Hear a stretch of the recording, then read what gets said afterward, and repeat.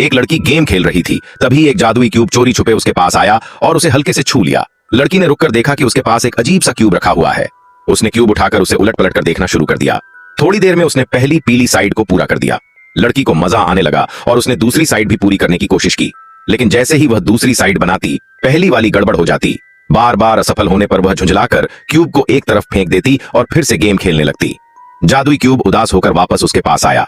उसने देखा कि लड़की गेम में इतनी माहिर है, तो उसने सोचा कि वह इसे भी सही कर सकती है। क्यूब ने लड़की के हेडफोन को हल्के से छुआ। लड़की चौंक गई। उसने कभी नहीं सोचा था कि एक क्यूब में भी जान हो सकती है।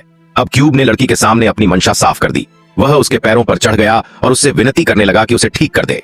लड़की ने हंसते हुए क्यूब उठाया और फिर से उसे ठीक करने की कोशिश करने लगी। इस बार वह बेहद ध्यान से काम कर रही थी।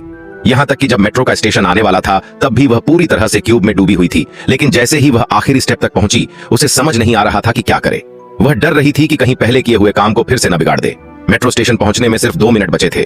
क्यूब को उसकी परेशानी समझ में आ गई। उसने लड़की को इशारा किया और उसे अपनी जादुई दुनिया में ले गया।